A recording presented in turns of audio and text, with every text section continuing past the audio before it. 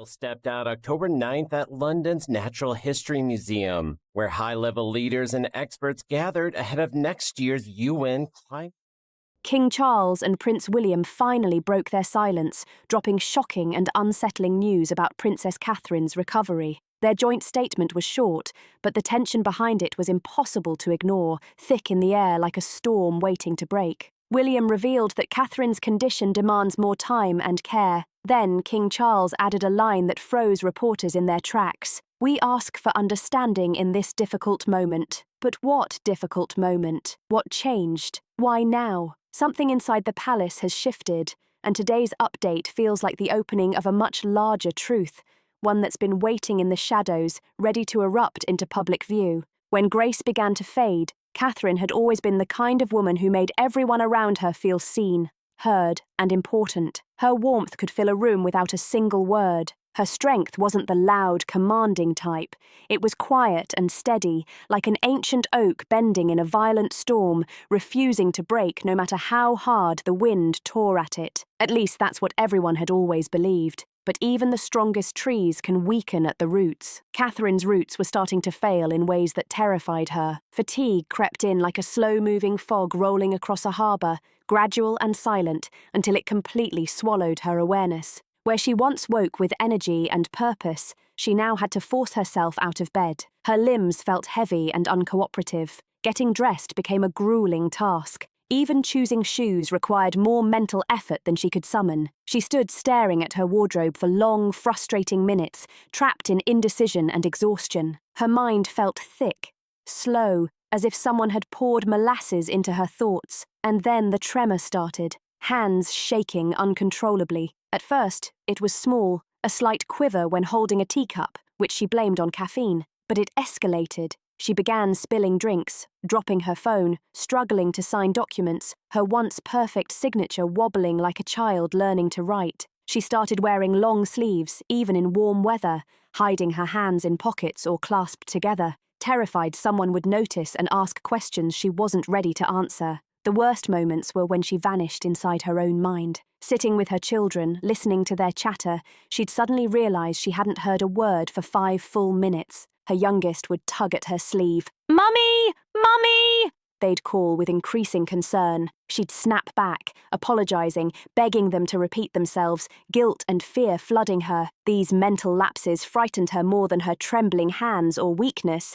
They made her feel as if she was losing herself, slipping away bit by bit, while her body remained behind like an empty shell. Catherine became a master of deception. When her children ran into her room, bursting with energy and stories, she summoned every ounce of strength to smile, laugh, hug, and truly engage with them. She'd ruffle their hair, hold them close, breathe in the scent of shampoo, letting their joy fuel her for a few precious fleeting moments. But the second they skipped away, the mask dropped. The smile slid from her face like melting wax. She sank into the nearest chair, trembling with exhaustion, sometimes too weak to even cry. The staff began to notice. Careful, discreet glances, hushed conversations behind closed doors about how pale she looked, how thin she'd become, how her inner light seemed to dim. The footman delivering breakfast noticed she barely touched her food. The lady-in-waiting saw dark circles under her eyes that no makeup could conceal. The housekeeper found her sitting in the dark, too drained to reach a lamp. Nobody knew what to say or how to help. Catherine insisted on appearing normal, functioning as if nothing was wrong. Approaching her felt like an intrusion. She deflected concern with a wave or a comment about being tired or fighting a cold. She became expert at redirecting attention, at shifting focus onto anything other than herself. She protected her suffering like a secret treasure, fearing that admitting it would make everything unbearably real. And then came the night everything changed. Catherine had managed to get through dinner, join family conversation with enough enthusiasm to avoid suspicion, and kiss her children good night, holding each one, perhaps a moment longer than usual, memorising the weight and warmth of their bodies. She tucked them safely in bed. Retreating to her private sitting room, she finally allowed herself to stop pretending. Suddenly, the room began spinning violently. Vision blurred and doubled. A wave of nausea hit so hard she couldn't even call for help. She tried to stand, thinking she could make it to the bathroom, or at least the bell to summon aid, but her legs refused. One step, then collapse. Knees slammed into the floor, pain jolting up her spine like lightning. Minutes stretched like hours. She lay there, unable to move,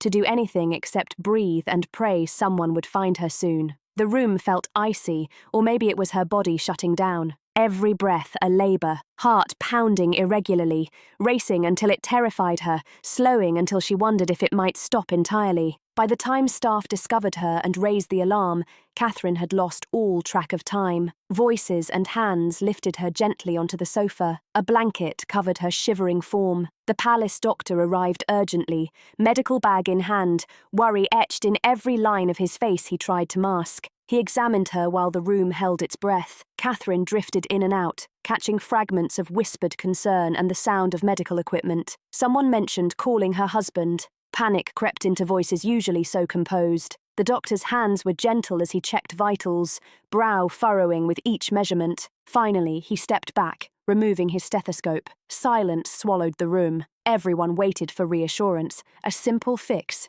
Rest. Vitamins. But his words fell like stones into still water, sending dread rippling through all present. What diagnosis could make even the most experienced physician pause, weighing words carefully because they would change everything? And Prince William, a husband torn between duty and fear, stood nearby. He was the man who remembered tiny details about people's lives, who asked follow-ups weeks later, who could put a nervous stranger at ease with just a warm smile and a few thoughtful words. With Catherine, he was even softer. Somehow, his whole face seemed to change the moment she entered a room, his hand instinctively reaching for hers before he even realized it. He had been sitting through another meeting, discussing schedules, appearances, and obligations, matters that suddenly felt meaningless, empty echoes of a life that didn't matter in that moment. His private secretary appeared in the doorway, pale, tense, a weight pressing down on William's stomach even before a word left her lips. The room fell silent,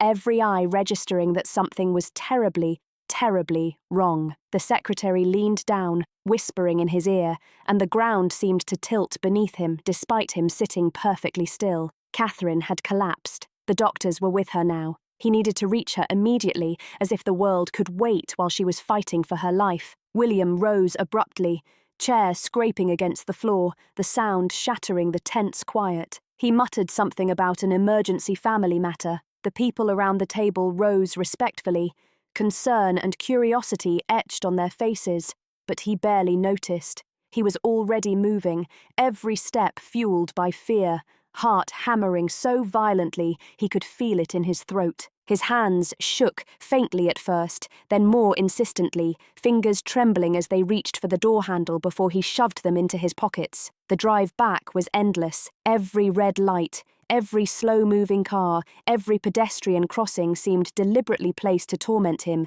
each second a cruel test of patience and terror. He sat rigid in the back seat, jaw clenched so tightly it ached, eyes locked straight ahead. His mind raced, spinning through possibilities, each one darker than the last. He bargained with the universe in frantic whispers, promising to do anything, give up anything, be anything if she would just be okay. He tried to pray, but the words wouldn't come.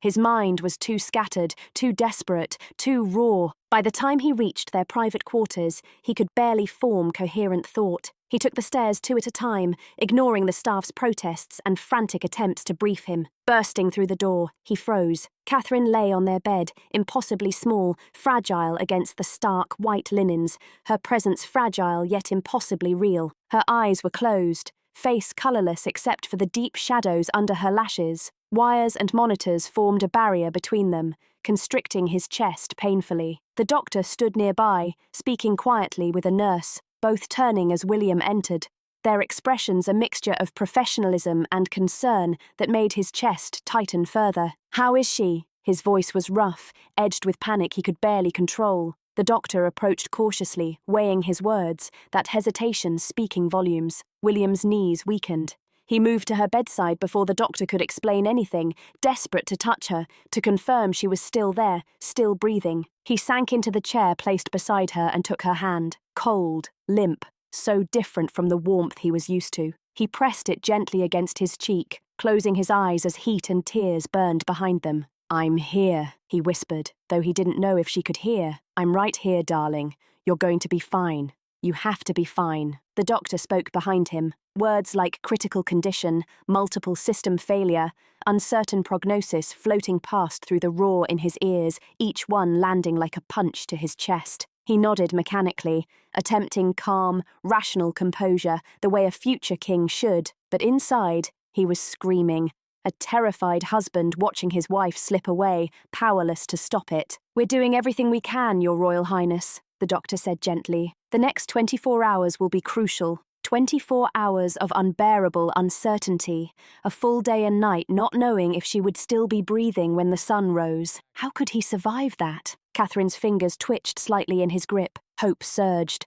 Her eyelids fluttered but did not open. She made a faint, almost imperceptible sound, and he leaned closer. "Will?" she slurred, weak and fragile. "I'm here. I've got you." His voice cracked, raw and unrestrained, and he didn't care who heard. She tried to speak again, but the effort drained her and she drifted, leaving him holding her fragile hand, chest tightening as he watched her shallow, vulnerable breaths. Hours blurred into one long stretch of terror. William refused to leave her side, brushing aside suggestions to rest, eat, or attend to other matters. Nothing else mattered. The entire world could collapse, and he wouldn't move. Yet, reality intruded relentlessly. His private secretary returned with urgent news. Palace advisors needed him immediately. His father had called multiple times. The children had questions. Decisions needed to be made about what information to release publicly, how to manage the media storm, how to calm frantic relatives. William ignored it all until he physically could not. Finally, he rose reluctantly, pressing a lingering kiss to Catherine's forehead. Eyes closed, hand cradling her face. "I'll be right back," he promised. 5 minutes, that was all. He stepped into the adjoining sitting room, where a group had assembled, faces ranging from sympathy to barely concealed alarm. His father stood, face drawn with concern, advisors clustered nearby with tablets and documents. Voices overlapped, questions and opinions colliding. William raised a hand. Silence fell immediately. He felt them study him, searching for cracks, wondering if he was holding himself together or falling apart. "What do the doctors say?" his father asked quietly. William swallowed hard. "They don't know yet. More tests. The next 24 hours will tell us more." "The press is already asking questions," one advisor said cautiously. "We need to decide." "Nothing!" William snapped sharply. "We say nothing yet, sir. That may not even be possible. Rumors are already spreading. Without official word, speculation will run wild behind the doors." A monitor beeped urgently. Footsteps rushed. The doctor called out. William's body tensed, every muscle screaming to return to her side. "I don't care what you say," he said roughly, turning toward the bedroom. "Just keep them away from her." He pushed through the door. The medical team clustered around Catherine, adjusting equipment, checking readings. The doctor gave him a small nod. She was stable, everything under control. Relief surged through him, knees nearly giving way. How much longer could he keep pretending he wasn't terrified? How was he supposed to face tomorrow if she didn't make it through tonight? And how could he possibly explain to their children that the person they loved most in the world might not be coming back to them? A crown that weighed far too heavy. King Charles had always loved his sons with a deep, unshakable intensity, even when their relationships became tangled, distant, and painfully complicated.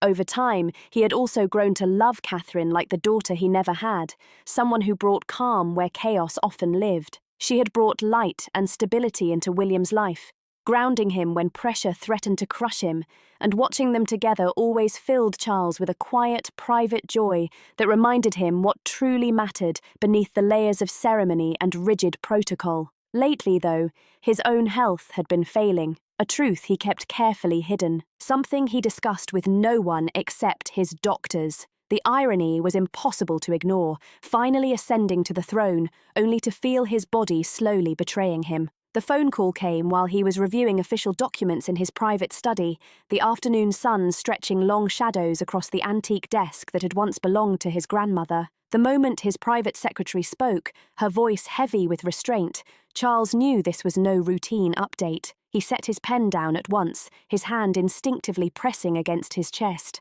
Where a familiar tightness had begun to form, the words hit hard. Catherine's condition had worsened. The doctors were requesting an urgent family meeting.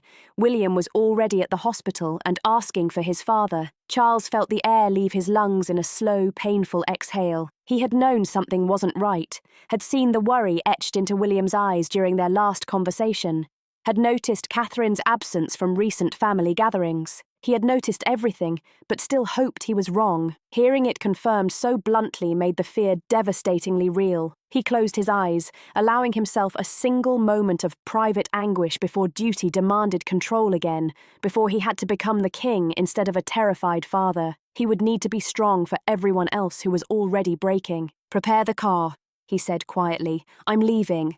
Immediately, the drive through London felt endless. Even as traffic cleared for the motorcade, Charles sat rigid in the back seat, staring out the window without truly seeing the city rush by. His mind drifted through memories of Catherine, her wedding day, the way she looked at William with such pure love that his throat had tightened with emotion. He remembered the births of each grandchild, her tired happiness glowing through exhaustion, the family dinners where her gentle presence smoothed awkward moments and sparked real laughter. She had never chased the spotlight, never craved attention or power. She simply loved his son and raised their children with grace and devotion, asking for nothing except the chance to live something close to a normal life within extraordinary circumstances. And now she was dying. Charles could feel the truth of it settle deep in his bones, in the careful way his secretary had chosen every word, in the urgency that allowed no room for false hope. She was dying, and there was nothing his title, wealth, or influence could do to stop it. Back at the palace, he had walked these corridors thousands of times, but today every step felt like trudging through deep water. The portraits on the walls stared down at him, ancestors who had faced wars, losses, and impossible decisions. He wondered if any of them had felt this same crushing helplessness, this quiet rage at fate that offered no answers and no mercy. Staff bowed as he passed, their faces neutral, but their eyes filled with concern. News travelled fast within these walls, and everyone had grown to care deeply for Catherine. She remembered names, asked about families, and treated people with kindness that never felt forced or calculated. That warmth earned loyalty no royal command ever could. Charles paused near a side table lined with family photographs and picked one up from the previous summer at Balmoral. Catherine laughing, one of the children mid-joke, her arm around William's waist, sunlight caught in her hair. She had looked so healthy then, so alive. How had everything unravelled so fast? Why hadn't anyone noticed sooner that something was seriously wrong? Guilt pressed down alongside grief. Should he have paid closer attention? Should he have insisted on medical intervention earlier, when the signs were there for anyone who truly looked? He was the head of this family, and somehow he had failed to protect one of its most precious members.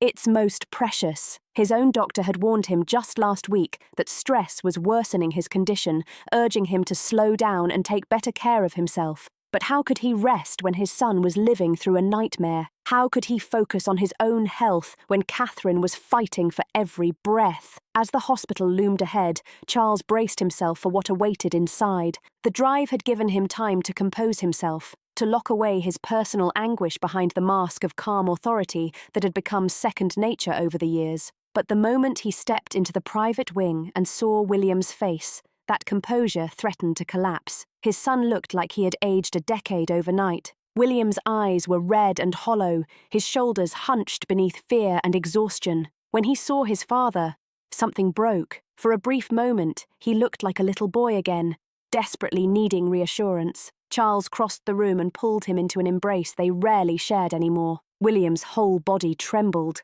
"How bad is it?" Charles asked quietly. William pulled back, dragging his hands through his dishevelled hair. "They're saying we need to prepare for the worst. Her organs are shutting down. They've tried everything, and nothing is working." The words landed like hammer blows. Charles felt his legs weaken and reached for the wall. This couldn't be happening. Not to Catherine, not to someone so young, so vital, so deeply loved. "The children?" he asked. William's voice cracked. "They don't know yet. Not everything.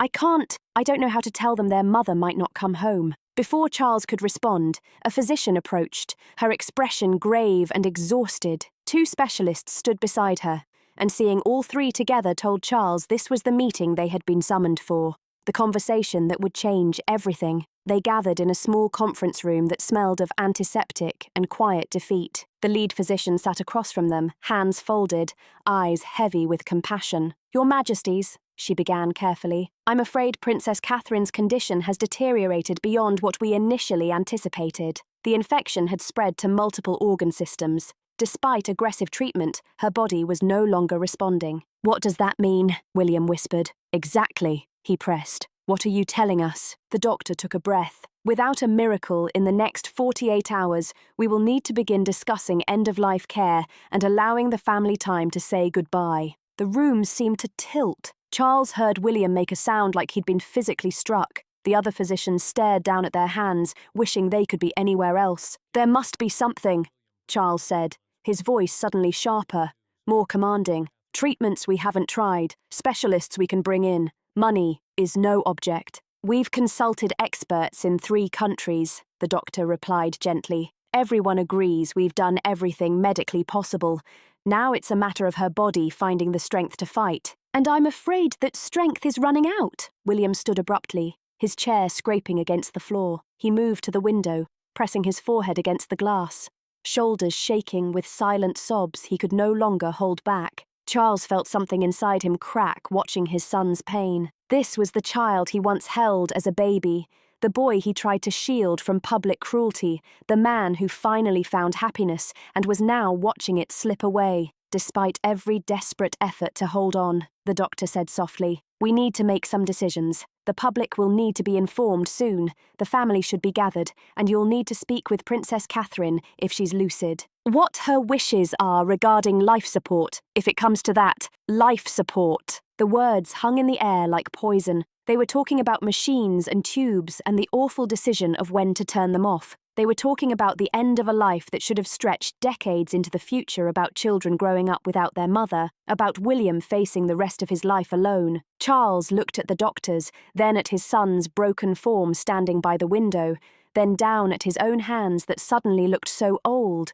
so worn, so useless. He had everything: power, position, influence, wealth beyond imagination. And none of it could save the woman his son loved. None of it could change what was happening. The truth settled heavily in his chest, sharp and unforgiving. "We tell the truth," Charles said at last, his voice thick with grief and resignation. "We tell the nation. We tell them that Princess Catherine is gravely ill," he continued quietly. "We ask for their prayers and their privacy, and we prepare them for the possibility that she may not survive." The words felt brutal even as he spoke them. William turned from the window, his face streaked with tears he no longer tried to hide. "How do we tell them that?" he asked hoarsely. "How do we put into words that we're losing her? What statement could ever capture this? The heartbreak of a family watching helplessly as their brightest light flickered and threatened to go dark forever. Outside those walls, a nation held its breath. William had always loved fiercely but quietly,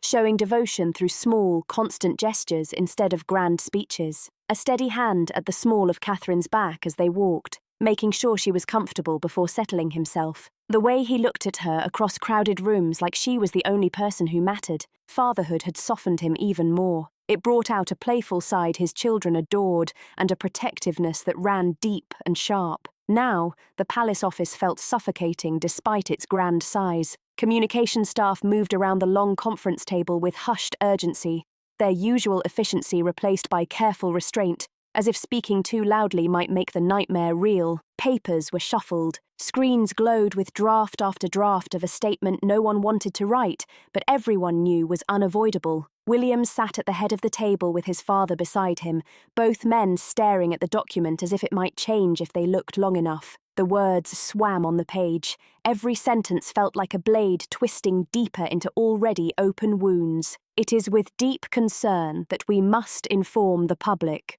William read aloud, his voice flat and distant. He stopped abruptly, shaking his head. "This is impossible. How do we tell millions of people that she might not?" His voice failed him. The words refused to leave his throat, too heavy, too final, too real. Charles reached over and placed a steady hand on his son's arm. "We tell them the truth as gently as we can," he said. "We ask for understanding and prayers. That's all we can do." One of the communications directors spoke up carefully. "The public will want details.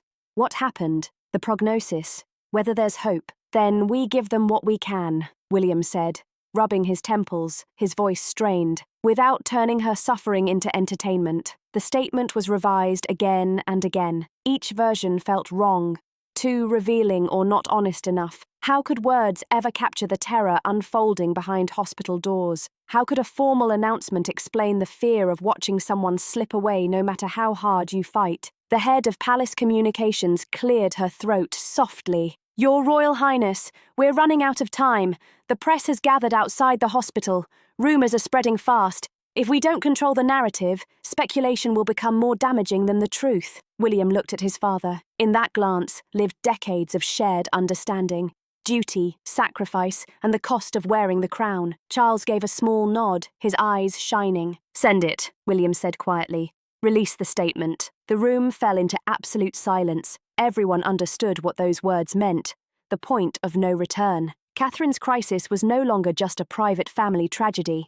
It had become national news, something that would dominate headlines and break hearts across the country. In 5 minutes, the communications director said, checking her watch. The statement will go out across all official channels at precisely 3 o'clock. 5 minutes, 300 seconds until the world learned their beloved princess was fighting for her life. William stood and moved to the window, unable to sit still as the clock ticked down to the moment everything changed. Irrevocably. His thoughts raced back to the hospital room he had left only an hour earlier. Catherine sleeping, her breathing assisted by machines that beeped with cold regularity. He had held her hand and whispered things he prayed she could hear. Promises, memories, words of love that felt painfully inadequate. Please don't leave me, he had whispered. I can't do this without you. The children need you. I need you. She hadn't stirred, hadn't responded, hadn't given him any sign that his voice reached her in whatever dark place she was trapped inside. 2 minutes, someone said quietly behind him.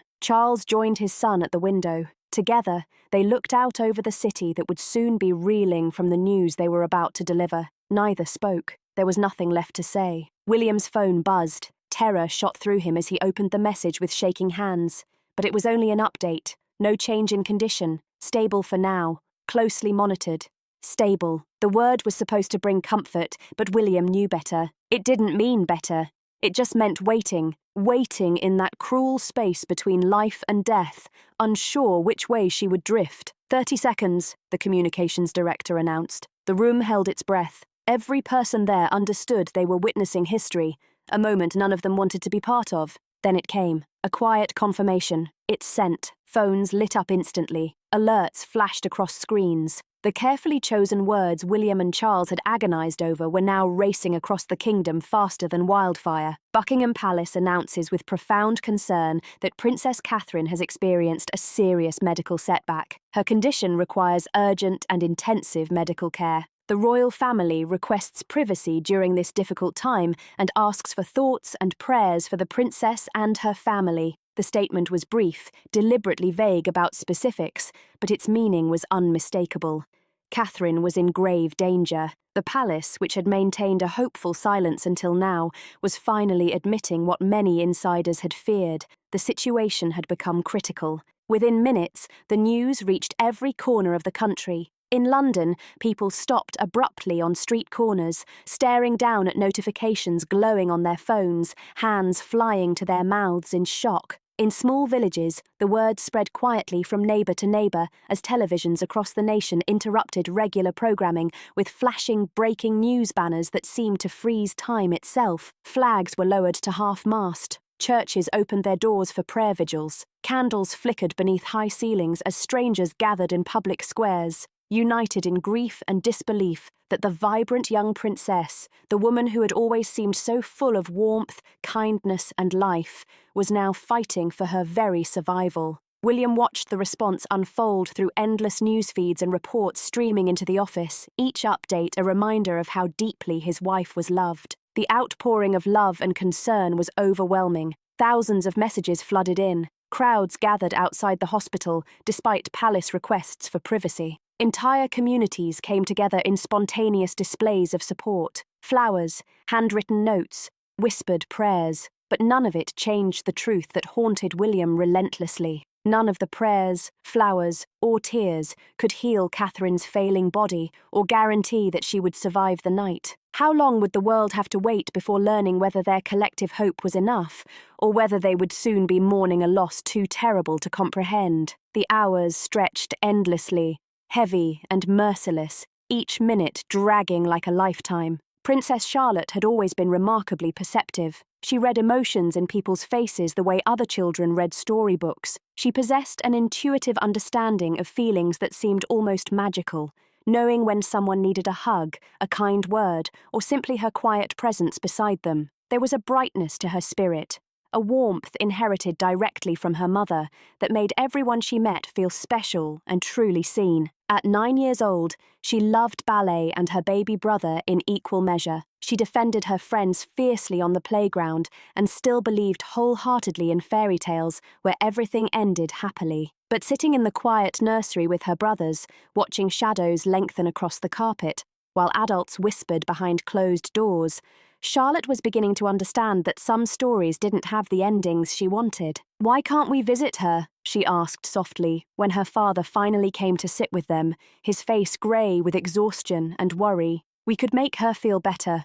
We always make her smile." William pulled her close, and she felt him trembling slightly. "The doctors need Mummy to rest right now, sweetheart," he said gently. "She's fighting very hard to get well, and we have to let her focus all her energy on getting stronger." George sat rigid and silent, his jaw clenched in a way that made him look suddenly older than his years. Louis nestled against their father, his thumb in his mouth, a habit he had abandoned months ago, now returning as fear stripped away their bravery. They were all reverting to younger versions of themselves, seeking comfort in the only ways they knew how. Down the hallway, Charles stood with Camilla and other family members who had gathered in quiet solidarity. The room felt heavy with unspoken fears and prayers that seemed too fragile to voice aloud. "How much longer can this go on?" Camilla whispered, her composure finally cracking. Charles shook his head, unable to finish the thought. They had been here before, different circumstances, but the same crushing helplessness, and the memories made everything worse. Night descended like a heavy curtain falling over the hospital. William maintained his vigil outside Catherine's door, pacing the same stretch of corridor he had worn smooth with his footsteps. Inside, medical staff moved with controlled urgency. Their faces revealed nothing, but their actions told him everything he needed to know about how precarious her hold on life had become. Around 3 a.m, the door burst open. A nurse rushed past him, calling for additional personnel. William's heart stopped as he watched the organized chaos unfold. People moving with a practiced efficiency that only came from fighting death on a regular basis. He pressed himself against the wall, forcing himself to breathe, to stay conscious, to not collapse under the weight of terror crushing his chest. Hours passed this way, crisis after crisis, alarms sounding and then quieting, medical teams conferring in tones too low for him to hear, yet urgent enough to strip away any remaining hope he'd been clinging to. When dawn finally broke, pale and grey through the windows, the lead physician emerged, looking decades older than when the night had begun. "Your Royal Highness," he said quietly. William braced himself for words that would end his world. "There's been an unexpected development." What had changed in those dark hours would alter everything the family thought they understood about Catherine's condition. Catherine's love for her family ran deeper than pain, deeper than exhaustion. It flowed through her very bones, giving her purpose even when her body wanted to surrender. She had spent years being the steady presence,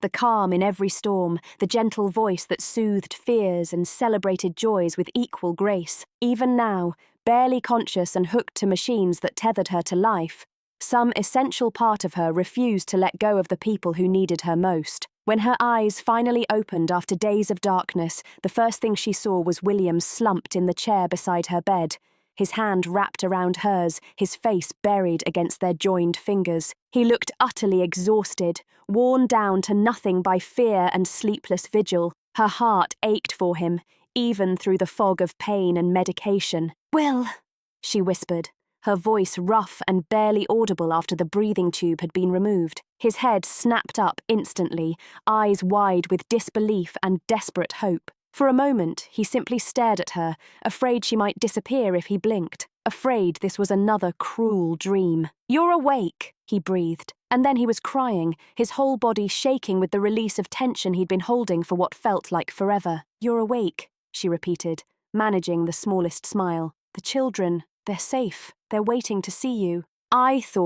We all thought, William couldn't finish. He couldn't put into words how close they had come to losing her, how many times her heart had faltered and been coaxed back into rhythm, how often doctors had prepared him for the worst while he stubbornly refused to accept it. Within hours, the family gathered. Charles entered with tears streaming down his face, taking her free hand and holding it as if it were something infinitely precious. Camilla stood beside him, her usual composure completely gone as she whispered how worried they had all been. Others filtered in quietly, bringing with them a relief so powerful it seemed to fill the room with light. The children came last, escorted by nurses instructed to keep the visit brief. But the moment George, Charlotte and Louis saw their mother conscious and smiling weakly at them, all rules were forgotten. They clustered around her bed, careful of the wires and tubes, desperate to be close, to confirm with their own eyes that she was still here. "I love you," Catherine told each of them, her voice growing stronger with their presence. "So very much." Later that evening,